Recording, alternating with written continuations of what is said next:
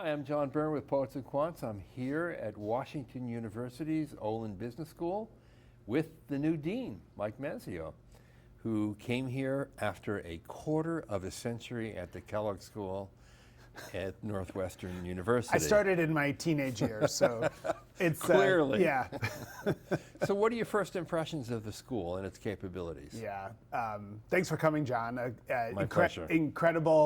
Incredible faculty here at Olin, just really first rate in several disciplines, including finance and strategy, accounting, operations, and of course that's the foundation of any business school and the programs that we deliver.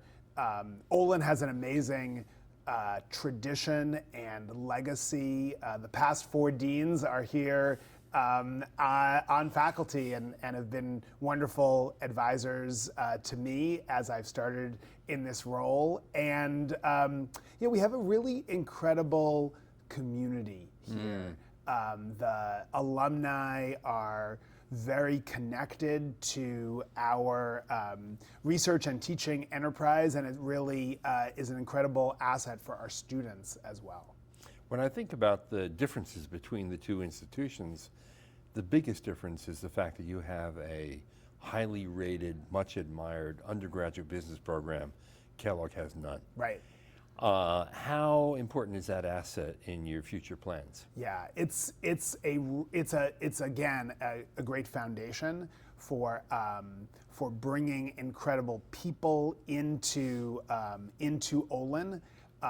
We are able to kind of extend our reputation in a lot of different areas because of these incredible undergraduate students that we have, and it allows our faculty to work with those students, which they really enjoy. Helps us to recruit great faculty too because of that program. I mean, another core strength is your entrepreneurship faculty and programs. I know that Kellogg has tried over the years to become a major player in that field, but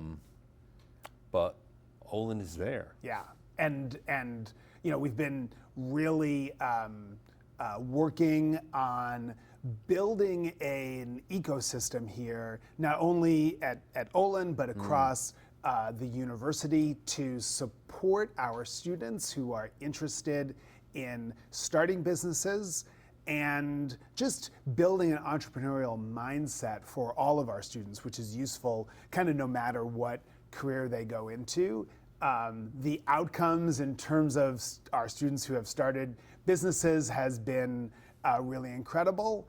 But I think we also want to think about entrepreneurship a little bit more broadly. Yeah. Business schools, I think too often equate the term entrepreneurship with startups. And there are, a lot of super interesting, important, innovative private businesses that are beyond the startup stage, but are really entrepreneurs in the most true sense. And so serving that group, I think, is a great opportunity for Olin in particular, especially because of the geographic area that we are in here in the St. Louis region. And these are mainly like mid-market private companies that often fall below the radar, but are important ingredients into an overall economy. Hugely important. Now, I've studied those businesses myself in my own research, so I have a fondness for them. But I've also noticed that business schools tend to focus on larger Fortune 500 companies and the consultancies that serve them, right? At some expense of these other middle market companies. Yeah. Now, you were involved in a really fascinating project called the Roadside MBA. Roadside MBA, yeah. For many years with a couple of your colleagues at other schools. Yep. You toured the United States to help small businesses, and I wonder how that informed your thinking about broadening this concept of entrepreneurship to these under-radar type of companies. We spent time with over 200 middle market companies not only in the U.S., all over the U.S., but all over the Yeah. world as well. And we saw a tremendous amount of interesting insights for our students. We found a real entrepreneurial spirit and opportunities for growth that, again, were kind of understudied. I have an incredible catalog of case studies, but also appreciate the affinity and opportunity that businesses like this have, and also understand kind of the demographic changes that are going on in the ownership of businesses like that, which is an opportunity for new ownership models, for family succession, for private equity, all things that students have become more and more interested in recent years. Yeah. I mean, when you get to see those companies, you really understand the incredible strength of the U.S. economy. Right, right. And it's everywhere. Yeah. Right? It's not just concentrated in the largest cities. It's kind of the geographic breadth is very compelling. Now, when I also think of assets that the school has, I think your business community is so close-knit, so supportive and nurturing of Washington University and the Olin School in particular, that you have like a superpower there. Yeah. Okay. And they're not only cheerleaders, but they're partners Yeah. for us. We have made deep investments in experiential learning, and in order to provide experiential learning opportunities for our students, we have to have partnerships with companies that we can connect with. As I meet with executives and C-suite folks in businesses based in the local region, everyone wants to participate, everyone wants to help and be part of it, partly because many of those leaders attended Olin or attended WashU, but also because we're so ingrained in the community here. Right. Now, Mike, you spent 25 years teaching strategy. Mm-hmm. And I wonder, as you come into this new job and you arrived in September, what's your strategic sort of analysis of the Olin School in a hotly competitive business market, business education? Yep. And what are the levers do you think you can pull to make a difference? Right. Surely some of them are what we've just covered, but as a strategy guy, what's your sense of the thing? Yeah. So, I always go back to this mantra of no organization has a strategy until it has said no to something. Huh. And I think one of the things that I've observed is that, it's important for this school to focus on its strengths and to create opportunities and programs that connect to what we are authentically as a school and as a university. And so you mentioned our undergraduate program, you mentioned our strength in entrepreneurship, you mentioned, and you didn't mention, but it's also a valuable asset, our connection with other university partners like our outstanding medical school, our excellent engineering school.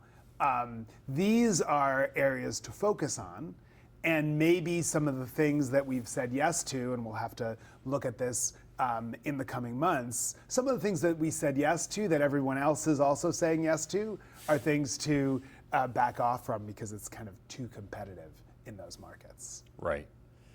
And that could possibly be maybe online degree programs? Online degree programs are a tremendously competitive space, and without the barrier of geography, schools are in greater competition with each other that maybe weren't in the more traditional programs. So it's definitely a place where we have some great assets in terms of phenomenal online content. But what is the best way to leverage that for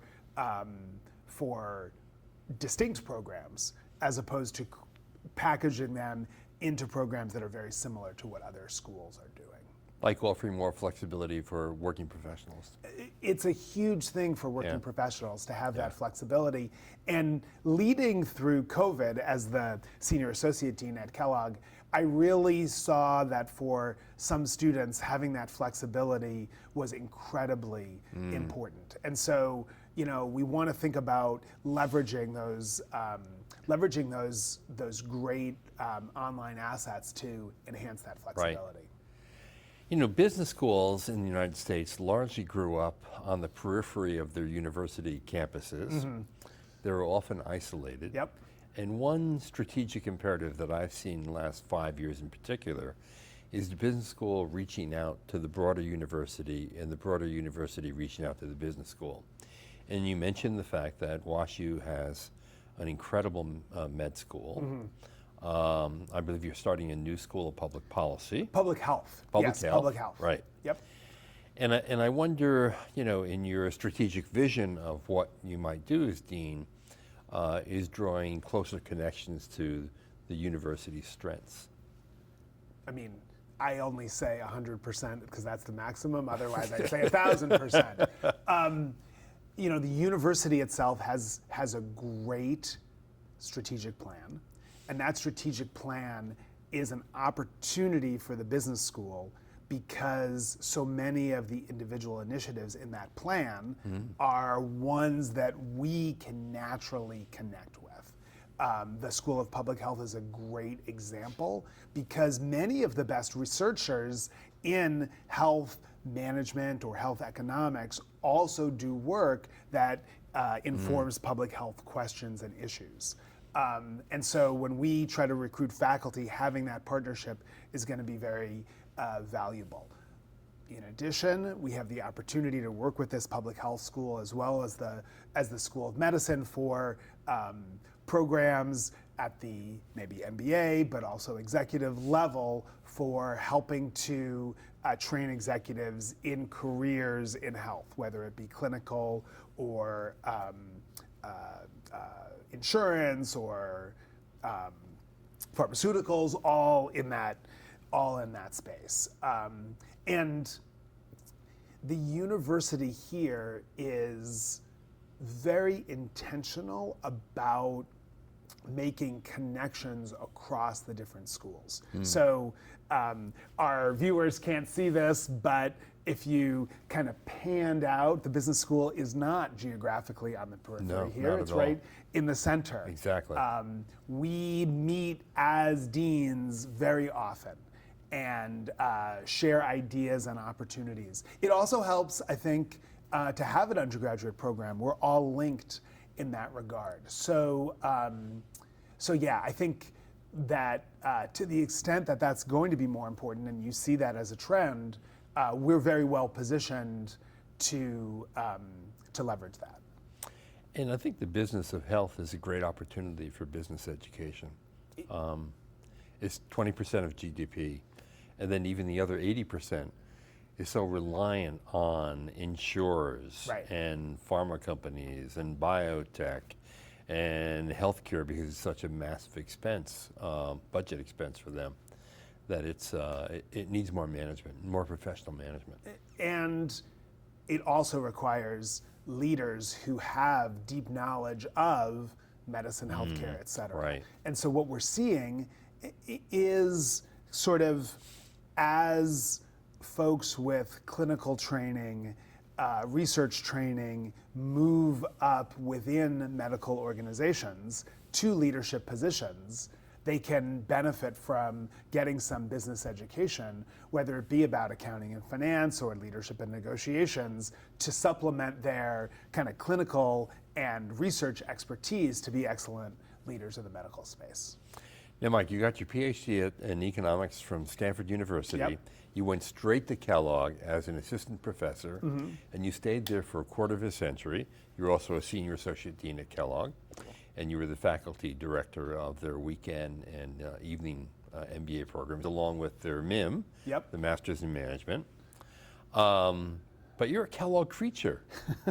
How is the transplant going? You know, it's academia is a small world, and I know that we're all competitors, but we're really all partners. Yes.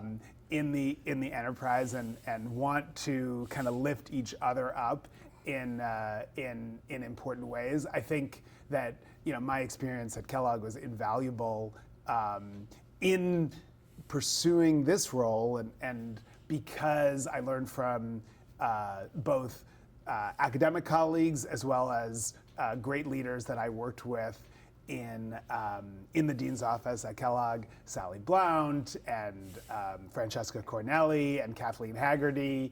I was their partner at various times during their deanships, and really drew from their different leadership styles, and drew the conclusion that authenticity in leadership is the most important thing. So how would you describe yourself as a leader? My sense of it is you're very outgoing, you're a natural extrovert, you're a consensus kind of leader. You're not going to be someone who's top down at all. Yeah. We had an event at Kellogg. It was greeting the new students, the new MBA students. And I was going to speak to the students as Senior Associate Dean. The Dean of Admissions, who was Kate Smith at the time, Kate introduced me to the students. And we worked together in my role, and she described me to the students as relentlessly collaborative. Wow. And that was like the best compliment that I've ever gotten. That's a great compliment. Because, collaboration in leadership is extremely important to me. But I love the adverb, relentlessly, because I feel like I have a lot of energy, a lot of enthusiasm, and I want to bring people in. This is an exercise. Leadership of an institution, of an academic institution, is one where bringing people in is one of the most important things. And so since I've started this job, I've had meetings internally and externally with thousands of people already. Yeah. And being effective, I think, for me, in my leadership style, really kind of gets juiced by that collaboration. Now, you had a wonderful reputation as a master teacher. You won many awards for your teaching quality in your strategy courses. And I wonder how that informed your views of the student experience and how important that is at a school like Olin. Mm-hmm. So I've always been, ever since I started as a faculty member, I've always been close with students. And I think that is really, and we talked about this a little bit before. For me, it's really seeing from their perspective why they're here, why they're investing in such a degree. Why do they have trust in us, right? This is a trust business, right? They're coming here and they're making this investment, and they're taking a leap of faith that having done this will make them kind of more successful in their careers. And so spending time with students, has been incredibly informative in terms of thinking about sort of the why behind what we're doing. And it's really built me up in terms of confidence for doing a job like this. Some of my former students are actually my closest friends, and these relationships are incredibly important. Yeah. And you had a very important relationship back at Stanford with an economics professor, Don Brown. Don Brown, yep. Who was there when you were there, and actually spent most of his career at Yale. What did he contribute to your development? So there is so much emphasis in academia placed on specialization. And what Professor Brown told me, is a conversation I'll never forget.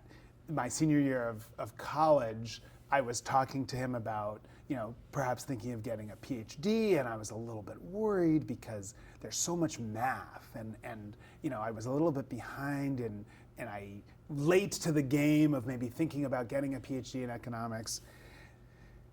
And he said, don't take another math class. Go take an art history class, because you'll never have the opportunity to do that again. You'll figure out the math. He was a mathematical economist. That's amazing. And it really has kind of always inspired me to think about sort of that specialization is incredibly important to be successful, but if you want to be successful in your career, being more well-rounded is also incredibly important. And I think that's especially true when we're training business leaders, because you can be the best quantitative finance spreadsheet analyst, junkie, yeah. right? But that's ultimately only going to get you so far. Yeah, true. Now, in terms of your own personal development, as a professor, a leader, what would you say have been some of the more memorable and important landmarks along this journey for you? Yeah. Well, in leadership, I think the experience of leading through COVID was incredibly impactful. It taught me so many things about the importance of transparent communication. We had to, both work with students who many of them were very adamant about getting back into the classroom. Others were very nervous about being in the classroom. At the same time, faculty were needed in the classroom as well. And they were very nervous and also committed to the enterprise. And so, transparent communication was really essential, and kind of bringing everyone together with a plan that could be workable through that. It also taught me the importance, and this is true for my leadership, but also kind of teaching in business, the importance of building trust and culture within an organization, right? We all, faculty, staff, had to work incredibly hard to execute during COVID. If we didn't have a strong culture as a faculty and a strong culture as a staff, on March 15th, we wouldn't have been able to be as successful as we were during that period. And you can't create it once the crisis happens. So all of that great work that we did to build strong teams, that played out. Was there a silver lining in the pandemic? Many. I think we all learned a lot about ourselves and what is important. But as it relates to kind of our work, I think that it really taught us to think differently, right? And we've made changes because of that would have only been gradual, and I'm sure would not have manifested by now. I remember in late March talking with faculty who had been professors for 30 or 40 or more years, who were sure they could not deliver a class through a computer. Yeah. And first of all, I had to tell them there is no choice. We're doing it. Let's do it, right? And all of them learned how to do it. All of them delivered content that we were proud of, right? And the learning still happened. And so,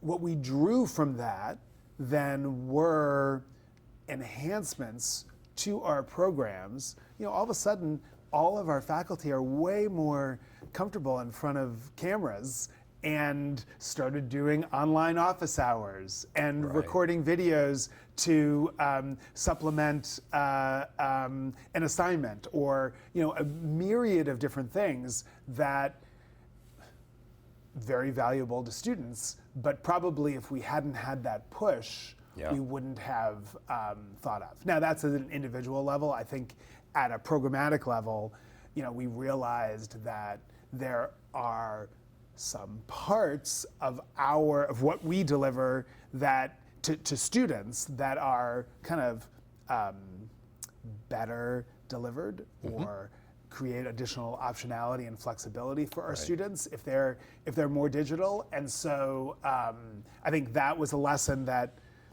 you get forced into that, and then you have a lot of learnings. Yeah, there are many people who think that it accelerated digital learning by 5 to 10 years. Do you think that?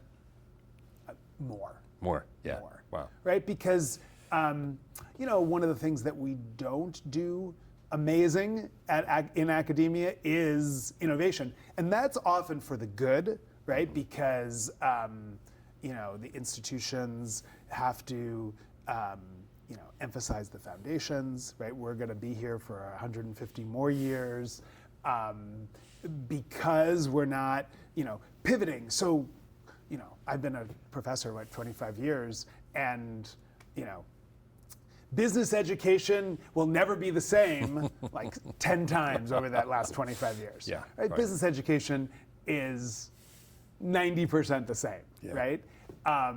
So that's a good thing, but right, we've picked off some really great enhancements from that. A lot of business schools and a lot of universities have really taken to heart the issue of diversity and inclusion. And I wonder what your views on that are. They're personal. I understand, as being a gay leader, the importance of a belonging in an institution, and how it's absolutely necessary to be able to show up as yourself, to be effective in personal and professional development. And so being able to model that as the leader is incredibly important to me, and students have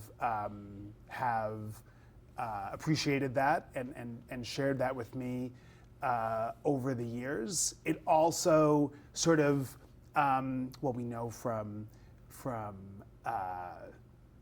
mounds of research about how diversity makes our learning communities stronger, as well as our professional communities, in terms of better decision making. I feel like being gay as a dean is an incredible superpower because of the way that kind of helps me understand people Yes. in a different way, and connect with them in a different way. Mike, thank you. All right, this is John Byrne at Poets and Quants. We are here at the Olin Business School at Washington University, and you have just seen the new dean, Mike Mazzeo. Thanks for watching.